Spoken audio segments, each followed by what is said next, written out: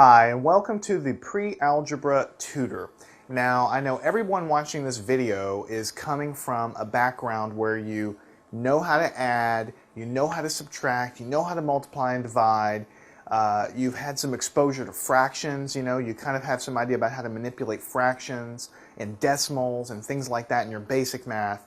And then you get into this topic of pre-algebra, and then after that, of course, you're going to go into Algebra 1 and Algebra 2 and all this other math that follows. And the tendency when you start a course titled Pre-Algebra is to maybe get a little frightened because the title of it sounds difficult. I mean, the word algebra, it just kind of has a natural ring to it of something that maybe is difficult. Well, I'm here to tell you that algebra, and of course the pre-algebra that we're going to do here in this course, it's not difficult at all. It really isn't. It's just a bunch of rules that you have to fully understand. And once you know those rules, doing the stuff is not really difficult at all. It's just like learning a language. There's lots of rules with language. How to make a sentence, how to speak, how to make verbs and nouns and all that stuff. And you know all this because you grew up and you learned how to speak by listening to other people. Well, in this course, the pre-algebra course, and all the other courses that follow, we're going to learn in exactly the same way. We're not going to learn with a bunch of boring lectures. We're going to learn by doing problems. So you're going to see a lot of problems. And I'm going to explain the topics, of course, but we're going to have a lot of problems up here that are going to show you how this works by examples. So you're going to see how it's done by basically doing it, by following along, and things like that. Now, what I'm going to encourage you to do for every section of this course is to watch the whole lesson through without pausing the video a whole lot of times. I don't want you to have a note sheet out trying to take notes. I don't want you to try to pause and work the problems in between me working the problems. I want you to watch and absorb, just like you do when you were 2 years old or 1 year old and just learning how to talk. You didn't have any note paper out then. You were just listening to everybody talk. Now, after you think you understand the topic, of course, you can watch the video again, you can pause and work out your problems then, of course, but I don't want you to do that the first way through. So what is this topic of pre-algebra anyway? I want to give you a little bit of motivation. You are about to embark on a really awesome journey because your basic math, your fractions and all that stuff, very, very important, absolutely essential to everything that we're doing in this course and all the other future courses. But really, algebra is when you first are able to get the tools to be able to solve more complicated problems. How did people invent the first airplane, or maybe invent the first spacecraft, or invent anything that could go into the robotics that can travel and go inside of a burning building and retrieve things, and anything like that in the modern world has all really been designed by scientists or engineers or mathematicians work on these things, and they all have to use math. And because of that, algebra is the very first stepping stone to being able to have those tools to do those things. And the reason it's so powerful really is because algebra and pre-algebra, they're all really about solving for things that you don't know.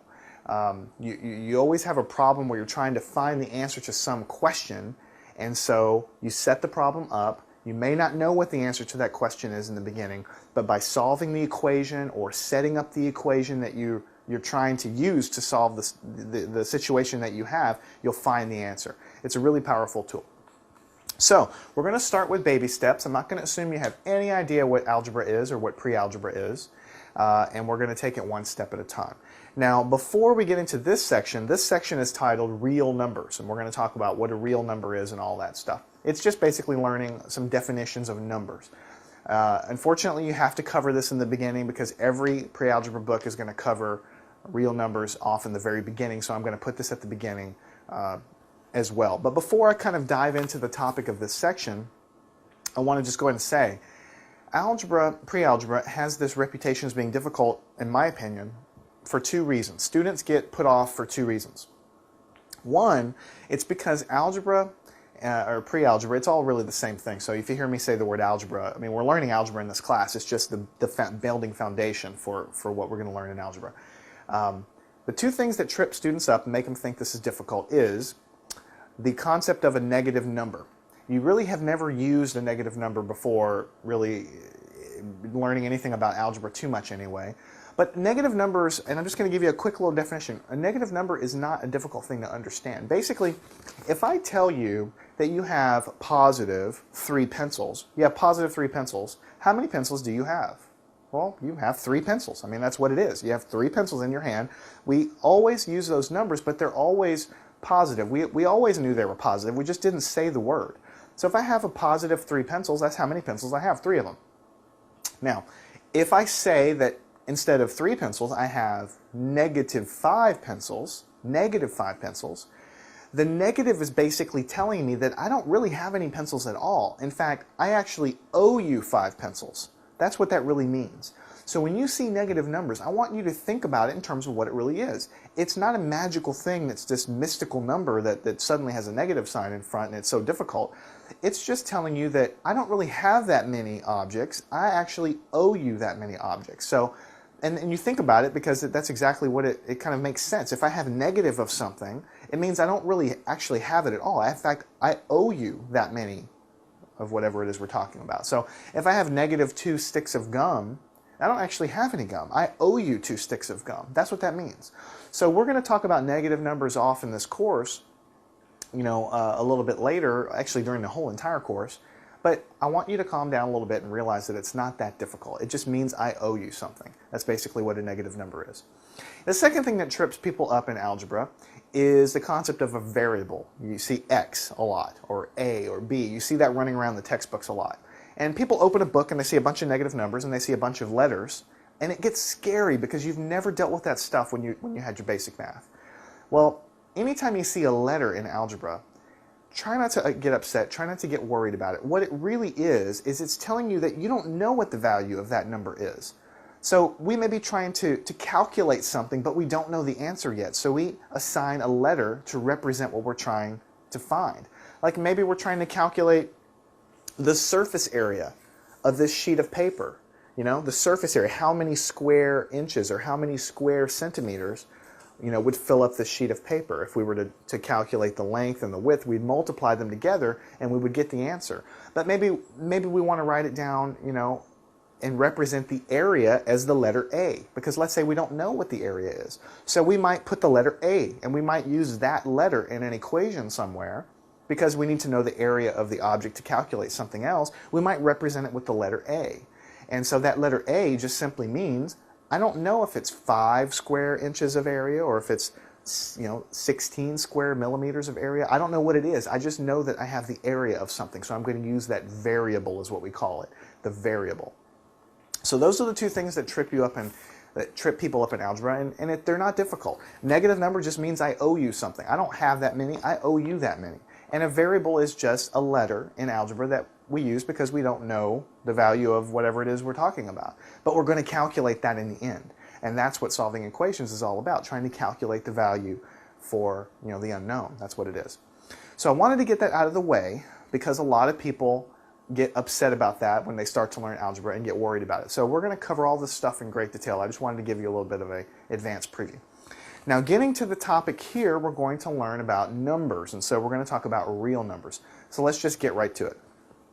A real number, these are all definitions that you'll see in your book. A real number. Whatever textbook you happen to be using, you'll always see a definition for a real number. My definitions are not exactly what you're going to see in the book. My definitions are more, layman's terms kind of definitions to kind of get the point across. But these are the definitions that make sense to me. It's any number that can be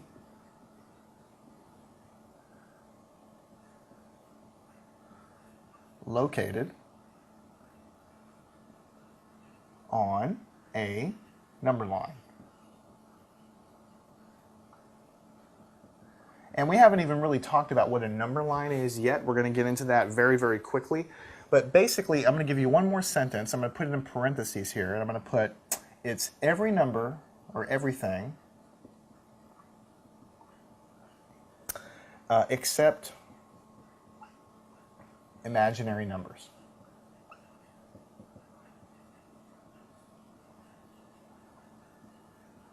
Okay, so basically there are these things called real numbers. Every number that you've ever used in your whole life has always been a real number.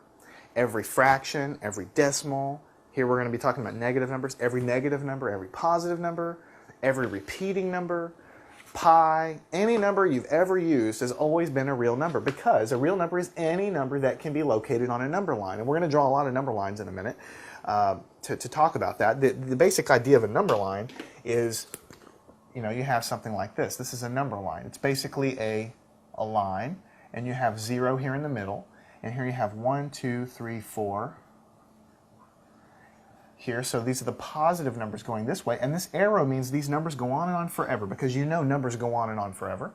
And then here you have -1, -2, -3, -4, and of course -5, -6, -7, as you go on this way. So these are the numbers you've been dealing with all in your basic math, and of course we have these negative numbers because I have less than 0 pencils or whatever. I owe you some pencils over here. That's what the negatives mean. So any number that you can plot here is a real number. And so when I have here everything except imaginary numbers, basically an imaginary number, if you've been exposed to it before, great, you already know what it is. If you haven't, then don't worry too much about it, because it's not the purpose of this course to teach you what an imaginary number is. But a real number is every number you've ever used, you know, everything except for an imaginary number. So some examples of real numbers. The number 4, I mean, that's a number that you've used all your life. The number 6, the number 0, the number -3, the number 2.3, the number 2.6. I'm just making numbers up here. The number pi, which as you know is 3.14159, and it goes on and on forever. The number -1.66, and this little bar over the digit means that these digits repeat. So this is -1.6666666666, like that, on and on forever, etc. Okay, so any number at all that you've ever used in your life, you know, anything except the imaginary numbers, the so-called imaginary numbers, anything you can plot on this line. So I could find the number 4, put a dot there. I could find the number 6 over here. I could find the number 0. Pi is 3.14, so here's 3 and here's 4, so 3.14 would fall right in between there. -1.666 would be in between -1 and -2, etc. And we're going to do a lot of plotting with the number line here in a second, but I just want to tell you a real number is basically any number that you could plot. Decimal, fraction, because 1/2 is 0.5, you could plot that right there. So that is a real number. All right, now the next one is one that you probably haven't heard of too much until now. It's called an irrational number. Irrational number. Now, what do you think of when you hear the word irrational? Irrational number. What do you think of? When I think somebody's irrational, I think that they're a little bit crazy. They're not really with us. They're really doing their own thing. They're kind of unpredictable. That's what irrational means. Something that doesn't quite behave right. That's what irrational really is. So irrational numbers are numbers that really don't quite behave right. That's exactly what they are. So let's write the definition. They're numbers that cannot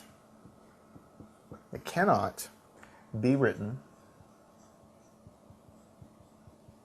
as a fraction. They cannot be written as a fraction. And let me go and write one thing in parentheses here. We'll change color to make it clear. And these are going to basically be non-repeating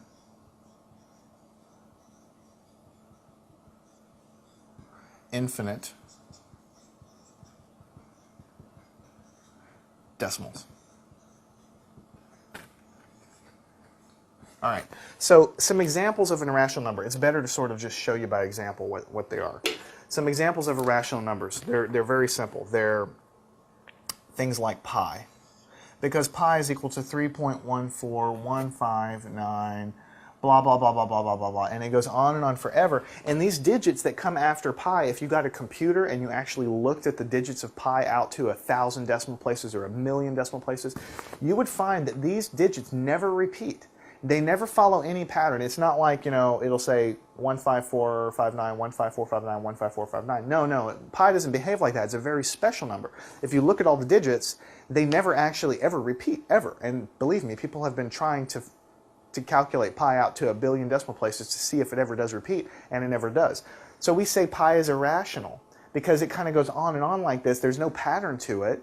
It's not repeatable, and you cannot write pi as a fraction. Some of you guys may think that, or may have heard, that you can write pi as a fraction. I think it's 22 over 7. That's not really true. That's an approximation. The number pi cannot be written as a fraction, and that's why it is irrational.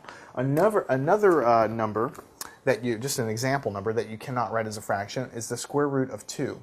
If you take the square root of 2, and we're going to talk a lot about these things a little bit later too, if you take the square root of 2, that's going to be something like 1.4142 dot dot dot dot dot dot dot. If you don't quite know exactly what square roots are yet, we're going to get to this a little bit later, but this is a number. You can put it in your calculator and you press the square root button and you're going to see a bunch of digits that go here, and if you calculate those digits on and on and on forever, you'll see there's no pattern, there's no repetition, and you definitely cannot write this as a fraction. The only way to get this number is by this. So you can see that my list is pretty short. There's lots of other irrational numbers, but they're not things that really we deal with every day. We see pi all the time, and that's why I put it first, because that's the one you actually know about. That's the one irrational number that most people have ever actually seen before. That's why they're called irrational, because you cannot write them as a fraction.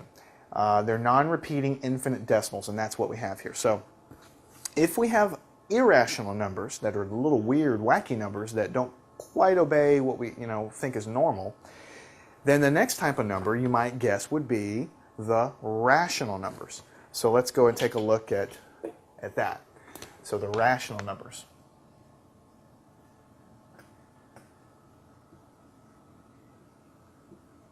All right. Now, what do you think of when someone is rational or something is rational? The word rational means they're well behaved. They obey the rules. They are things that have a nice nature to them, and they're very calm, cool, and collected, and they're rational. So these numbers should be numbers that are quote-unquote well-behaved type of numbers. And so that's exactly what they are. Rational numbers are numbers that can be written as a fraction. All right, so they can be written as a fraction if they're rational. And in fact, almost all numbers can be written as a fraction in one form or another. So most numbers are actually rational. Most numbers are actually rational. So let's look at a couple of them. What about the number 0.5? Is this number rational? Well, it can be written as 1/2. So it is rational. You can write that as a fraction. The number 0.25, is that rational? Well, you can write that as 1/4. So it can be written as a fraction, so it's rational. What about the whole number 2? Well, you can write this as 2 over 1. So that is a rational number because it can be written as a fraction. What about the number -5? Well, you can write that as -5 divided by 1. 5 over 1. So it is rational.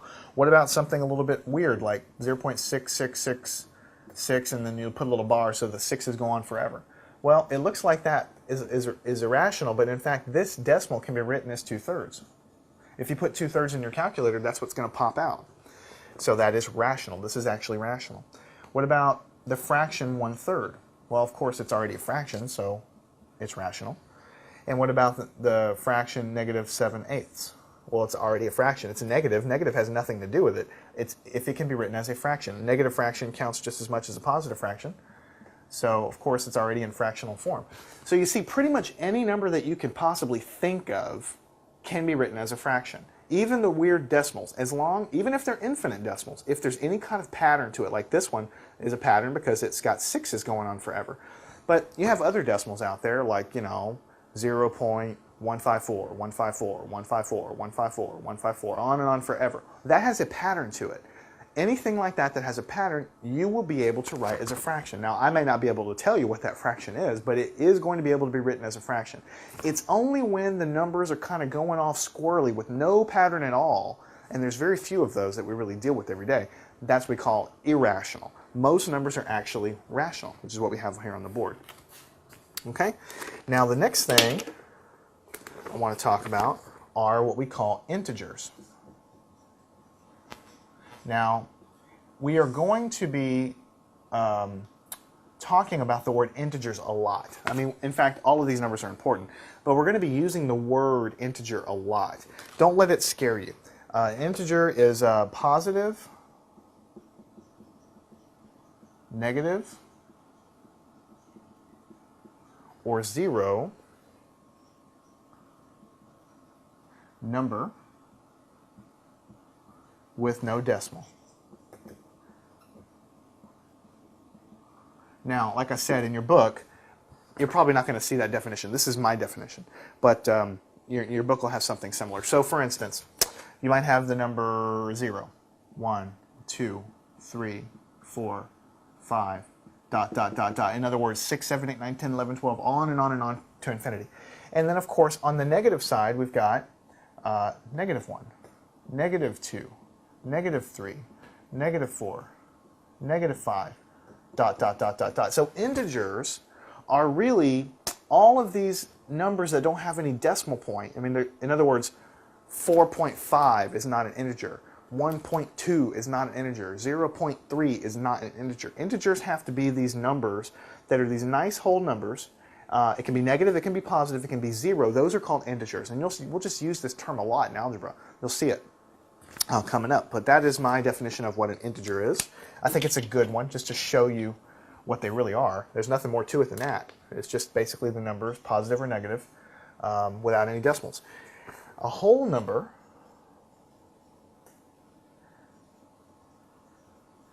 now, the next thing here, the next couple things we're going to talk about here, a whole number, you know, it's useful to know these only because they're in your book and because you're going to see them on a test, but really you're not really talking too much about whole numbers. I mean, you'll just see why in a second. A whole number are the positive integers, and you also include 0. So 1, 2, 3, 4, 5, dot, dot, dot, dot. So when you say something is a whole number, it means the positive integers, and also you kind of include 0 in there. So it's just a definition. I mean, there's nothing special about whole numbers. It's just a label. Integers are the positive and the negative numbers without any decimals, and you also include 0. Whole numbers are the positive ones if you also include 0. And there's also another one that you will see in your book. Let me switch colors here. And those are the natural numbers.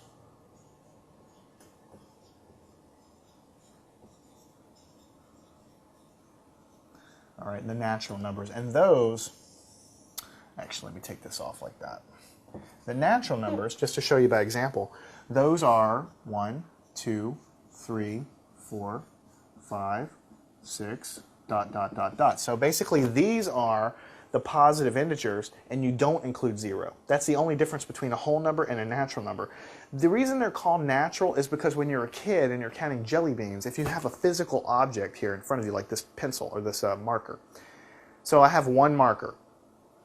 And then if I have a pile of markers, I'll start counting them. 1, 2, 3, 4, 5. So those were considered natural because those are the numbers that you use to count things. Typically 0, even though it's definitely an important number, you're not counting objects with the number 0, because usually if you're counting something, you have more than 0. So that's why they call them natural. I guess what I'm trying to say is these two things down here, I mean, they're useful to know for your test, but you're really not going to use them too much in algebra. You're not going to be asked too much in the future. You know, hey, go ahead and list the whole numbers here, you know, in this problem. It's just not something you're really going to see, but it's a definition. Integers you will see a lot, and so that's super important. The main thing to take away from these boards here is that the world is divided into the real numbers are the general umbrella of all numbers that you could possibly plot on a number line. And those are divided up into the irrational, which are numbers that you cannot write as a fraction, and then also the rational numbers that you can write as a fraction. And then getting even more specific, the integers are the numbers here, like you see here, with positive or negative numbers without any decimals, and 0. Whole numbers are the positive numbers including 0, and natural numbers are the positive numbers when you don't include 0. I'm going to draw a little picture for you here in a second that's going to hopefully make that a little bit clear. Now, the next topic, or the next type of number, is something that's useful. Again, you'll see it on your test, you'll see it in your pre-algebra course, but I'm not going to sit here and lie to you. It's not something that you're going to use in every section coming up here in the rest of the algebra sections. But it's something that you probably have heard about, and it's called a prime number. And the only reason that books really even talk about prime numbers is because they're kind of special numbers. A prime number is a whole number other than 0. The little line through it means 0, so you don't confuse it with the letter O. 0 and 1. Other than the number 0 and 1, that is divisible by only the number 1 and itself. And every time you write the definition of a prime number, most people, their eyes cross and they just don't quite get it because it's kind of a complicating sounding thing. It's whole numbers other than 0 and 1 that is divisible by only 1 and itself. It just doesn't seem to make a lot of sense when you write it down, but you'll see why it's written this way. Let me give you an example of some prime numbers. The number 2 is a prime number. The reason it's prime is because the number 2 is only divisible by the number 1. When I say it's only divisible, I mean only divisible with no remainder. So you can only divide this number by the number 1, because 2 divided by 1 is going to give you 2, and you can divide it by the number 2, which is itself. 2 divided by 2 is 1. You can't divide it by anything else. 2 divided by 3 gives you a decimal, 2 divided by 10 gives you a decimal, 2 divided by 4 gives you something else. You can only divide it by the number 1 and the number 2, which is itself. That makes it a prime number. The number 3. You can only divide this number by, actually let me go across here. The number 3. You can only divide it by the number 1 and the number 3. You can't divide this number by 2 because that would be 3 halves, that's a decimal. You can't divide it by the number 5 because if you do, you're going to get a decimal answer. When we say it's divisible by, we mean divisible where you don't have any decimal left over. So 3 can only be divided by 1 and itself. 5 can only be divided by 5 and 1. 7 can only be divided by 7 and 1. 11 can only be divided by 11 and 1. 13 can only be divided by 13 and 1. 17 can only be divided by 17 and 1. 19 can only be divided by 19 and 1. 23 can only be divided by 23 and 1. And you could go on, and you can get a computer to calculate all the prime numbers out as far as you want to go, and that's fine. People do that. But just know that it's sort of an infinite series of numbers that have these special properties. Now let's look at something that's not prime, just to kind of give you an example. 8, the number 8 is not prime. And the reason it's not prime is because, I'll just put because, B-E-C, you can divide it by 2 and you can divide it by 4. 8 divided by 2 gives you 4, and 8 divided by 4 gives you 2. So those are 2 additional things besides the number 1 and the number 8 you can divide into there. And so it's not prime. The number 10 is not prime because you can divide the number 10 by 2, and you can also divide it by the number 5 evenly. One more example. The number 12 is not prime because you can divide it by a whole lot of numbers. You can divide it by 2, you can divide it by 3, you can divide it by 4, and you can divide it by 6. So you see, the higher up you go in the numbers, you're usually going to be able to divide by lots of different numbers that will divide evenly. But every number in this list, the only numbers you can divide into there is the number 1 and itself, which itself is the number itself. Okay. Now also notice that prime numbers exclude 0 and 1 from being prime by definition. That's just the definition of the prime number. So that's what it is, ladies and gentlemen. Those are the types of numbers that we're going to learn in this section. Let me draw a quick graphic because I think it's going to make things a little bit clearer. And then after that, we will work, I guess, a couple of practice problems to kind of show us where we're going. So first, we have what we call the real numbers, right? Which is basically everything, everything except for the so-called imaginary numbers, which you typically don't learn in algebra, but just keep in the back of your mind that there's something called an imaginary number. You've never used it up until now. It's something that's kind of a little more of an advanced concept. But everything else left over is what we call real. That's why they're real. We can touch them. We can use them to count marbles, things like that. And a real number is basically everything. So that's the top level of the hierarchy. And coming out of the real numbers, you can kind of split this into the rational numbers.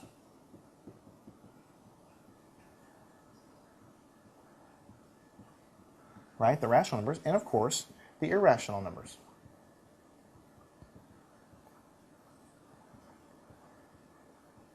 Right? Now, just to refresh your memory, something like an irrational number would be like the number, pi. 3.14159, dot, dot, dot, dot, dot. You cannot write this as a fraction. All of the rational numbers can be written as fraction. All of the irrational numbers are just these random decimals that go on and on forever, and you can't actually write them as a fraction. Let's change colors. Now, this path kind of ends right there. Now, the rational numbers can be broken down further. So the rational numbers, you have what we call the fractions, right?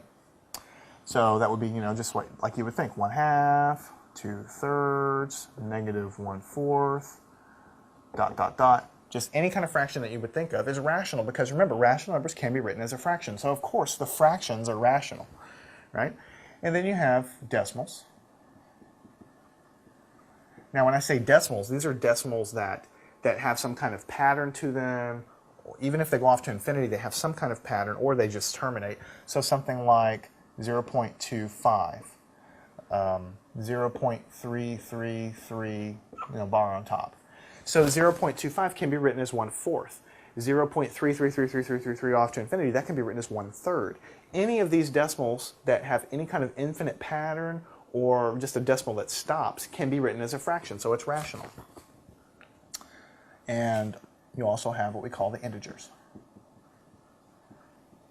And those are things like -2, -1, 0, 1, 2, dot, dot, dot, in both directions, right? So all the negative numbers there, all the positive numbers there that don't have any decimals, and also the number 0, those are integers, right?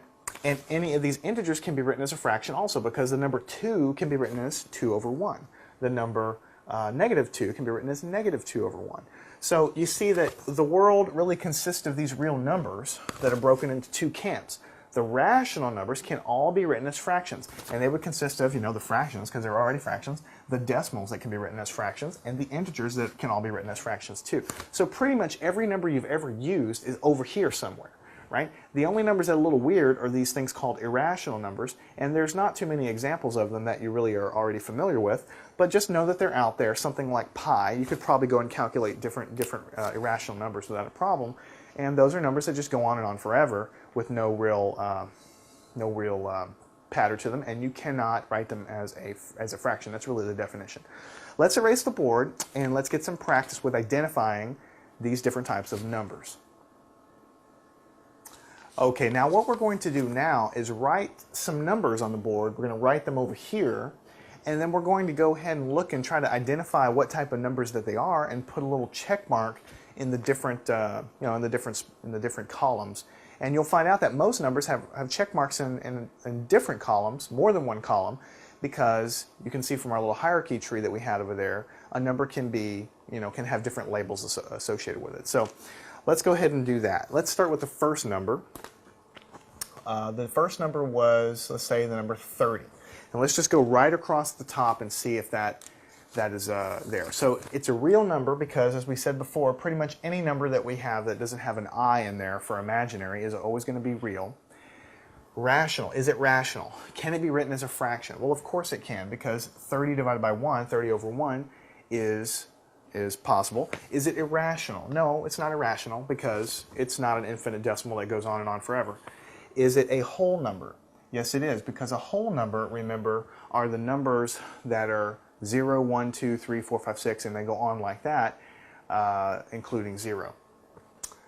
Okay, is it an integer? Well, yes, it is an integer, because remember, integers are all the negative numbers, all the positive numbers without any decimal, and including 0. So that is an integer. Is it a prime number? Well, it is not a prime number because I can divide 30 by the number 10, I can divide it by the number 15, I can divide it by lots of different numbers and still have an even division. So this number is real, rational, whole, integer. And we can even have more columns with natural number and all this other stuff. If they're just labels, I'm just trying to give you a little bit of practice here.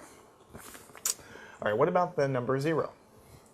Well, 0 is a real number. Just like we said, pretty much any number is real unless it has an imaginary thing attached to it. It's rational because you can write it as a fraction. The number 0 divided by 5, 0 over 5 is going to be equal to 0. 0 over 10 is going to be equal to 0. So you can write it as a fraction, so it's rational. It's not irrational. Basically, a number cannot be rational and irrational at the same time. Either you can write it as a fraction or you can't. That's what that boils down to. It is a whole number because whole numbers are the numbers 0, 1, 2, 3, 4, 5, and on up. It is an integer because integers include 0. And prime number is excluded from being 0 or 1. And we talked about that when we talked about prime numbers. All the prime numbers, they don't count 0 and 1. They go up from there. The next one I want to talk about, 0.50. Is it real? Of course it's real. Pretty much all these are going to be real. Is it rational? Can it be written as a fraction? Well, yes, because we can write it as 1/2. It's not irrational because it's going to be one or the other. You can write it as a fraction, so that's not going to be there. Is it a whole number? Well, no, it's not a whole number because whole numbers are 0, 1, 2, 3, 4, 5, etc. Integers are all the positive and negative guys, but they have to have no decimals, so it's not an integer. Is it a prime number? Well, it's not a prime number either because those are whole numbers as well that are divisible by itself and the number 1. So the number 0.5 is only real and rational. Okay, the next, let's talk about something a little different, -3/8. So we have a fraction here, -3/8. It's a real number. Is it rational? Well, yes it is because it can be written as a fraction. It already is a fraction. It's not irrational for the same reason. It's not a whole number because those are 0, 1, 2, 3, 4, 5, whatever. It's not an integer. It's not prime because all of these are basically numbers like 0, 1, 2, 3, 4, 5. They can't have fractionals or decimals involved. So this is just real and rational. Okay, let's look at the number 1. It's real. It's not imaginary, so it has to be real. It's rational because you can write the number 1 as 1 over 1. It's not irrational for the same reason. It is a whole number because whole numbers are 0, 1, 2, 3, 4, 5, 6, 7 on up. It is an integer because those are the positive and the negative numbers with no decimals. So that fits into that category. It is not prime though because prime numbers from our definition we just had on the other board cannot include 0 and 1. So it's not prime. All right, now let's look at the number pi. Is it a real number? Yes, it is real because there's nothing imaginary about the number pi. There's no I there. Is it rational? No, it's not because you cannot write the number pi as a fraction. Is it irrational? Yes, it is, our first irrational number. Is it a whole number? Well, no, it's not because it's got a decimal involved. Is it an integer? No, because it's got a decimal involved. Is it a prime number? No, because it's got a decimal involved. Those last 3 columns are only going to apply to numbers that don't have any decimal. So that's basically it. Pi is real and irrational. Let's look at the number 2.12, just the decimal, 2.12. Is it real? Well, yeah, it's real. It doesn't have any imaginary parts to it. Is it rational? And I'm going to tell you, yes, it is rational. You can write it as a fraction. And you may not know right away if these decimals are written as fractions, but the way that you really look at it is, if you have a number that has a decimal that just stops eventually, like after 2 or 3 decimal places or whatever, you can always write it as a fraction. I mean, in this case, for instance, this guy, 2.12, you can write it as 212 divided by 100, or 212 over 100. Because if you put this in your calculator, it's going to move the decimal point 2 points back, and it's going to give you what you're looking for. If you dump this in your calculator, you'll find that it equals this. So you can write it as a fraction, but you're not always going to be able to think of the fraction that you can write it as, but you know that if it stops, or if it has a repeating pattern of any kind, like 2.105, 105, 105, 105, any kind of repeating pattern, you will be able to write it as a fraction. All right, so it's real and it's rational. It's not irrational because we can write it as a fraction. And none of these apply because, we don't have any kind of we have a decimal point involved. What about the number 1.11, and we'll put a bar over the 1, So what this means is it's 1.11111111111 on out to infinity.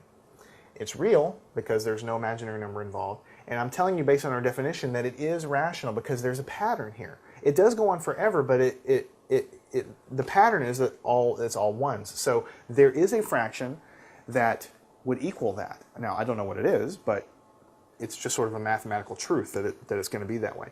It's not irrational because you can write it as a fraction. It's not any of these whole number, integer, or anything else because there's a decimal involved. What about negative 2.5? Well, yeah, it's real. It doesn't matter if it's negative or not. It's a real number. It doesn't have any I or imaginary part to it. It is rational. Just like I said, the decimal point stops. Now, in this particular case, I know how to write that as a fraction. You can write that as negative 5/2. If you put 5 and divide it by 2 in your calculator, negative sign out front, you'll get negative 2.5. Okay? But as I said, you don't need to know the fraction that's equal to. You just need to know sort of the rule. And none of these other things apply because there's a decimal involved.